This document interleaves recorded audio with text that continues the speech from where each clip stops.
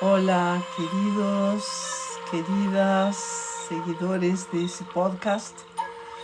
Hace algunos días que no había tenido la oportunidad de estar otra vez acá realizando esa labor que he elegido tomar como parte de mi camino durante este primer año de experiencias, en compartir un poco de mi experiencia de los estudios de las culturas ancestrales y de las vivencias y diversas experiencias y dinámicas experimentadas vivencialmente en el camino chamánico de varias culturas diferentes, pero sobre todo acá honrando esa cultura que forma parte de una muy importante etapa de mi vida en que me encontré con la sabiduría de los nativos norteamericanos y sentí profunda conexión con esa forma de ver el mundo y esta simbología y sobre todo la fabulosa mirada sistémica que sostiene su cosmovisión con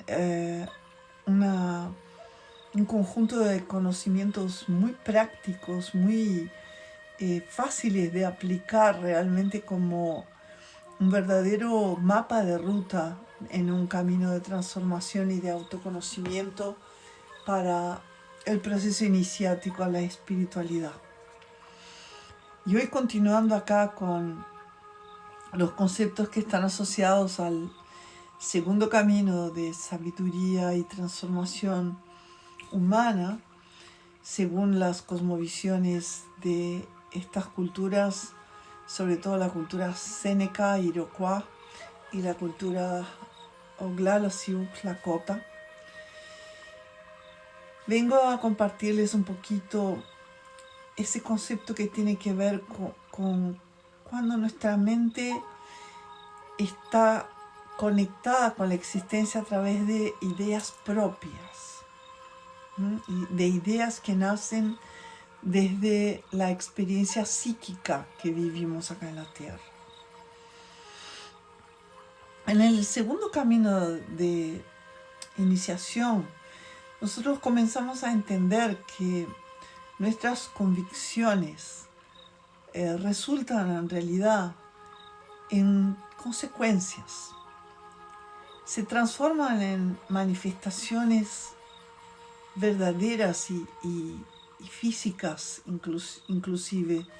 como consecuencias. Por ejemplo, si nosotros tenemos una idea preconcebida de que no nos va a gustar cierto tipo de experiencia, cuando solamente tenemos esa preconcepción, ya estamos tejiendo esa posibilidad, esa probabilidad en el tejido de los sueños, incluso muchísimo antes de que la experiencia en sí haya sucedido en nuestras vidas. En el tejido de los sueños no es tanto nuestras preferencias como nuestras aversiones o cosas que rechazamos,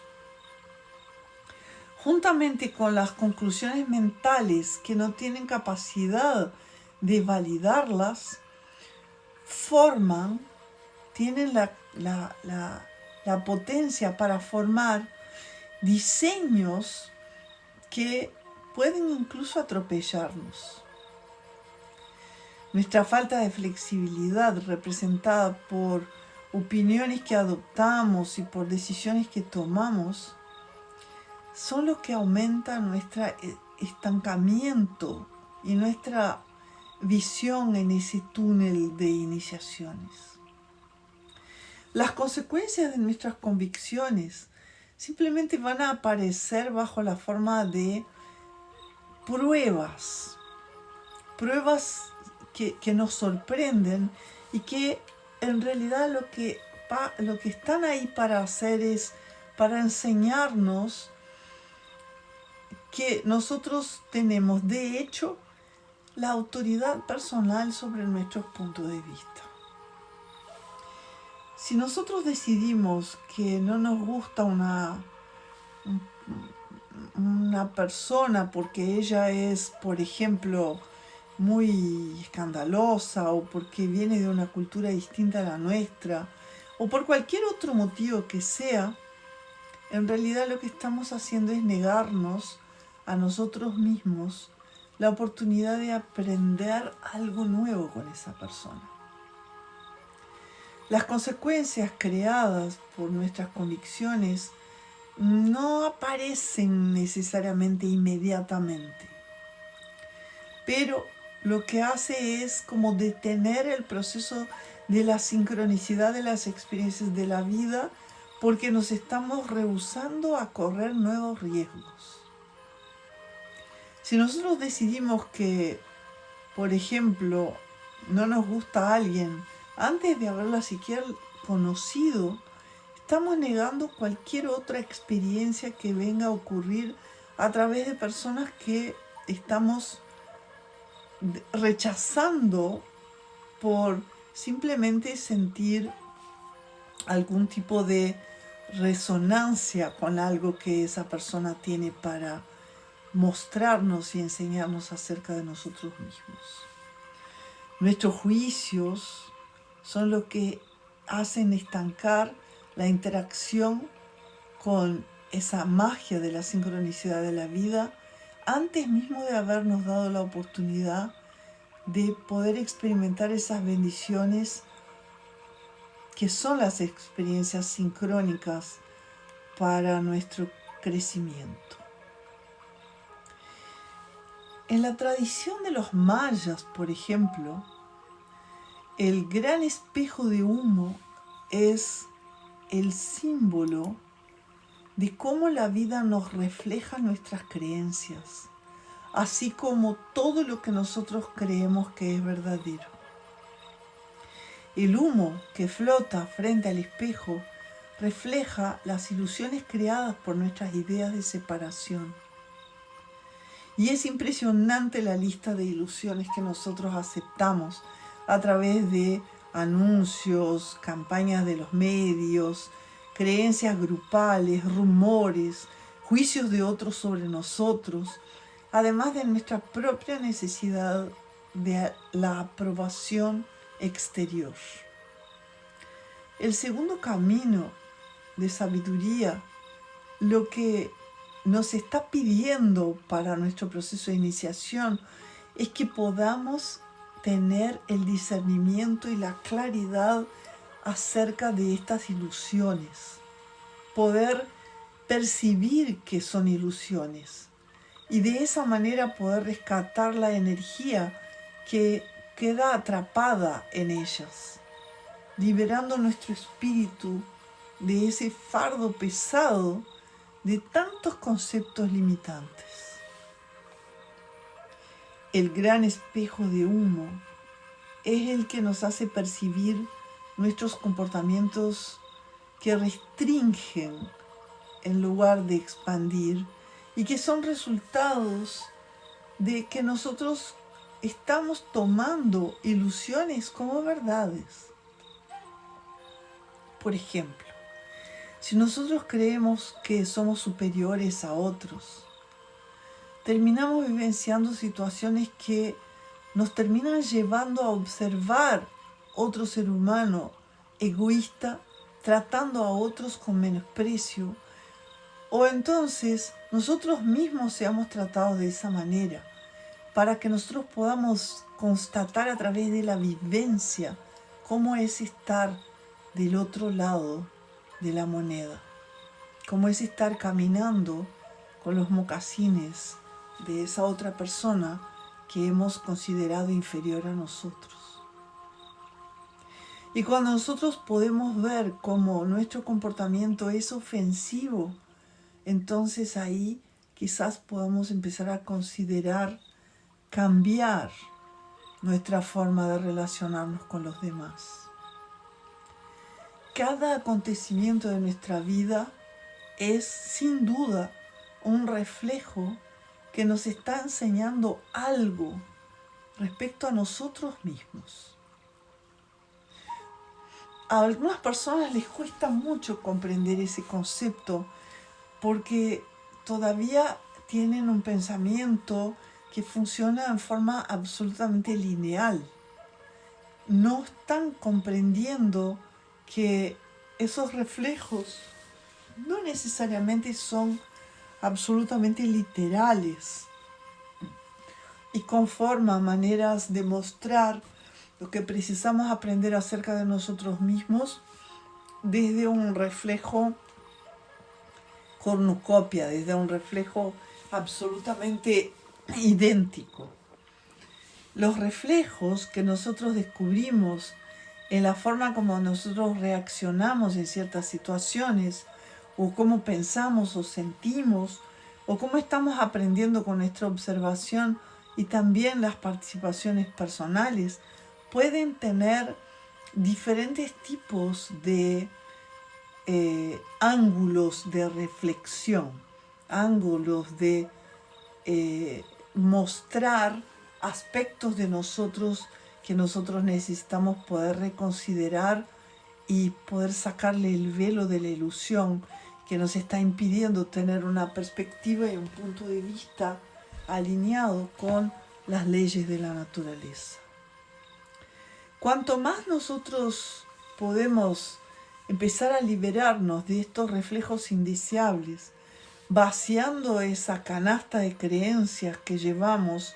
y de convicciones que ya no forman parte de lo que nos permite seguir evolucionando y creciendo como seres evolucionando espiritualmente, mayor será la cantidad de energía que vamos a recibir para crear nuevas experiencias que nos ayudan a crecer. En verdad, el proceso es transformar la energía. Yo alguna vez he comentado en otros episodios que una de las definiciones que más hacen sentido para mí de qué es el chamanismo, si nosotros queremos encontrar una definición en este mundo moderno que vivimos para la experiencia chamánica, es el chamanismo, la experiencia chamánica es aprender a manejar, administrar, gestionar y conducir y transformar las energías disponibles en energías que aporten, que sean conductoras de nuestro proceso de crecimiento y de nuestro proceso de poder conformar nuestra misión de alma o nuestro propósito de vida. La misma energía que nosotros usamos para crear belleza es la energía que usamos para crear lecciones dolorosas. No hay energías diferentes, la energía es neutra. Es hacia dónde la direccionamos o dónde nosotros conducimos y encauzamos la energía, lo que la va a transformar en un aprendizaje del camino de la belleza o un aprendizaje de lecciones dolorosas y difíciles de atravesar. No existe nadie que esté cuidando para ver si nosotros usamos nuestros dones de la fuerza vital en forma creativa o en forma destructiva. Una vez en ese camino que ya he comentado en varios episodios, en esos podcasts, que fue uno de los caminos bien importantes en mi proceso de autodescubrimiento y autoconocimiento, y que sin duda alguna representó una gran fuente de procesos de iniciación en mi vida espiritual, que fue Seminarios Insight. Me acuerdo que ahí, en los conceptos y en el lenguaje utilizados por esa escuela iniciática de Seminarios Insight, los facilitadores decían que el ser superior, por lo tanto esa porción de nuestro ser que está conectada directamente con la fuente de la existencia y que es como el canal de la guía del espíritu para nuestras vidas, es absolutamente neutral y no juzga si nosotros estamos eligiendo usar nuestra fuerza vital para crear o para destruir. Porque nuestro ser superior sabe que sea cual sea la elección que estemos tomando, es la lección que necesitamos aprender para poder discernir y tener un entendimiento diferenciado cuando cosechemos las consecuencias de lo que vamos eligiendo, de lo que nos toca recibir como respuesta a nuestras elecciones. Somos nosotros los que elegimos cómo vamos a usar nuestra energía, y ese tipo de decisión requiere que nosotros podamos aprender a ejercer autoridad sobre nuestras vidas y que podamos tornarnos totalmente responsables. Ahí también, en ese camino iniciático en Insight, el énfasis principal en la primera etapa del primer módulo de conocimiento del Insight 1, el primer seminario de la serie de seminarios de autoconocimiento, la responsabilidad era como continúa siendo, porque continúan existiendo los seminarios. Es más, recientemente yo llevé a un grupo de alumnos de coaching del Centro Yuptala a tomar el seminario Insight 1, y en la primera fase del aprendizaje el mayor énfasis que le pone el seminario es en la dinámica de adoptar una visión responsable de la vida. Una visión donde se pueda tirar por tierra cualquier sensación de victimización bajo cualquier circunstancia. Yo sé que hay muchas personas que consideran muy difícil trabajar con esas cuestiones, porque abandonar hábitos que nos limitan es una cuestión de un compromiso muy grande que tenemos que tomar con nosotros mismos. Pero seguramente no es más difícil que continuar pasando por experiencias donde nosotros nos traicionamos a nosotros mismos y traicionamos nuestra propia integridad y cosechamos consecuencias muchas veces muy nefastas. Nosotros participamos de acciones que disminuyen los demás, pero quedamos horrorizados si este mismo grupo de personas decide elegirnos como blanco para el mismo tipo de situación. Pero el efecto boomerang es parte de la enseñanza reflexiva del gran espejo de humo, de esa posibilidad de que nosotros podamos experimentar en carne propia aquello que estamos proyectando en el mundo por inconsciencia. Si nosotros elegimos la experiencia destructiva en lugar de elegir aquella que crea armonía, es muchas veces porque nosotros precisamos de esa oportunidad de relacionarnos con la discordia, de poder aprender el poder del caos y de la discordia. Y es muy interesante porque hoy mismo estuve escuchando el podcast de mi querida y amada amiga Agustina Bello, y ella justamente hablaba de que la energía del flow, de la fluidez del día de hoy, tenía que ver con esa influencia de ese arquetipo, del arquetipo de Eris, de la hermana de Marte, y que es la diosa de la discordia, pero que trae la discordia desde una perspectiva silenciosa y neutral para poder justamente sembrar una recalibración, un entendimiento diferenciado acerca de las cosas que estamos mirando desde la perspectiva de la competencia, desde la perspectiva de la superioridad o desde la inferioridad. Si nosotros miramos bien y prestamos mucha atención en todo lo que pasa antes de que nosotros seamos traicionados, por ejemplo, vamos a poder descubrir los momentos donde esa traición que llega para nuestras vidas es un reflejo de la traición que nosotros estamos haciendo con nosotros mismos o con nuestra integridad, o porque abandonamos sentimientos auténticos y nos vendemos el alma al diablo, como se dice,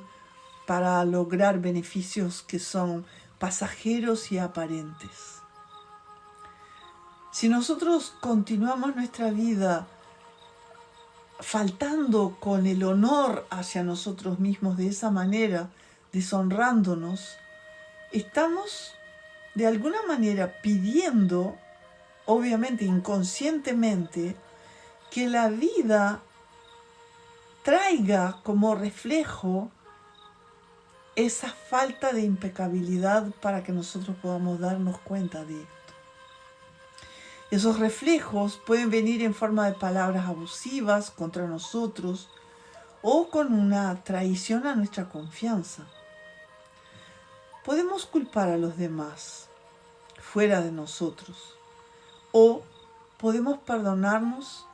y también poner en movimiento esta lección que nos llega,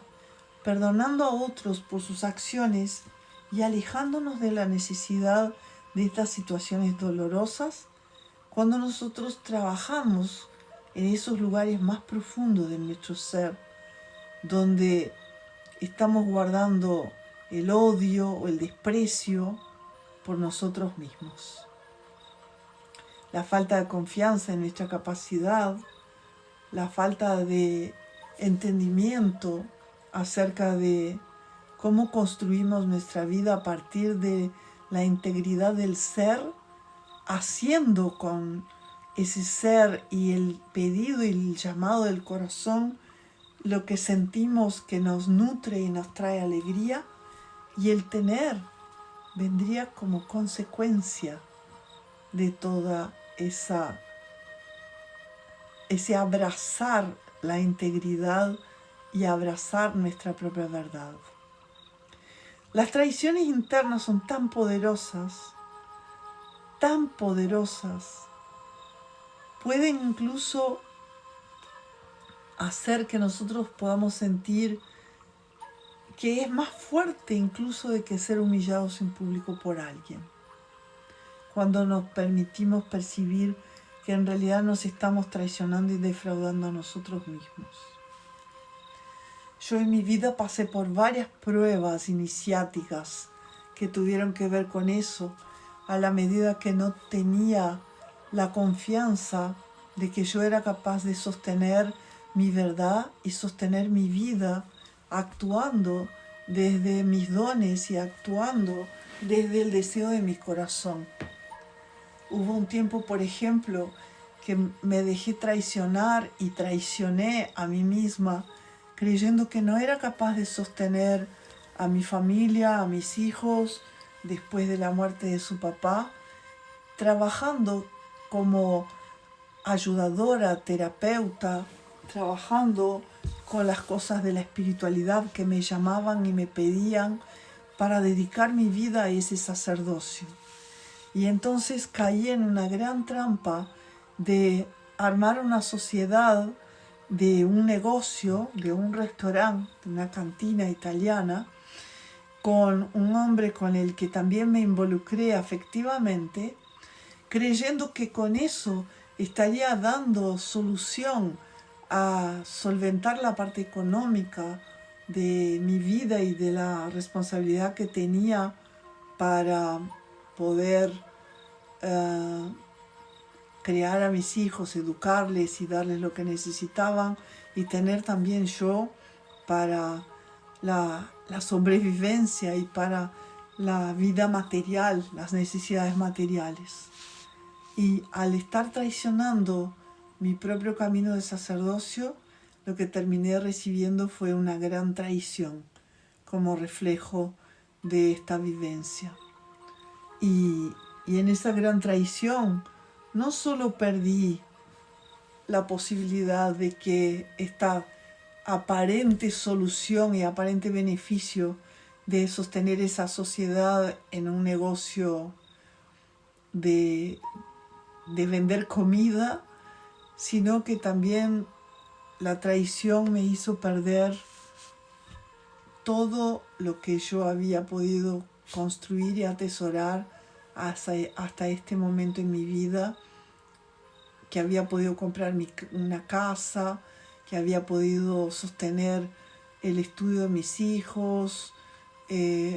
una vida con cierta dignidad y honradez también en el confort y en lo material.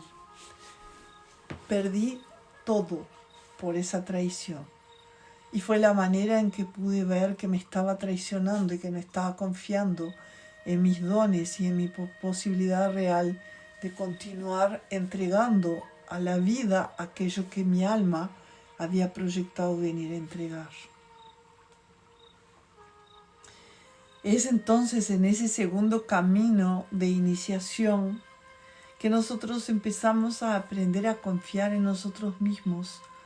y en las experiencias que podemos crear en nuestra vida como parte de nuestro crecimiento.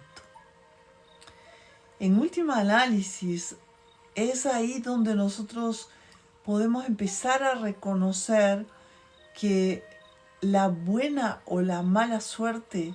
son tan solo ilusiones.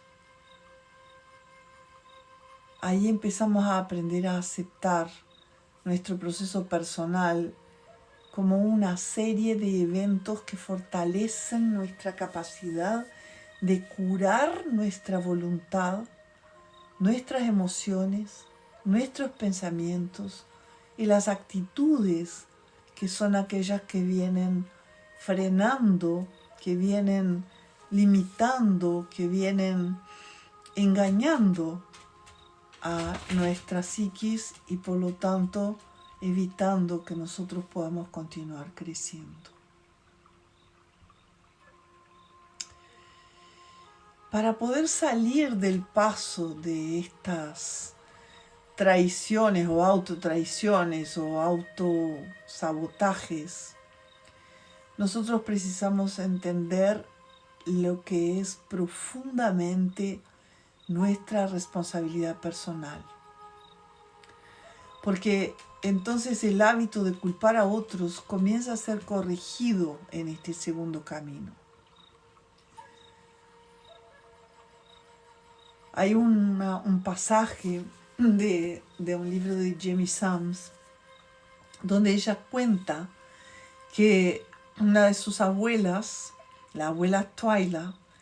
le enseñó que cada vez que uno apunta el dedo hacia alguien, enjuiciándolo o culpabilizándolo por algo, restan otros 3 dedos que están apuntando hacia nosotros en esta mano que apunta.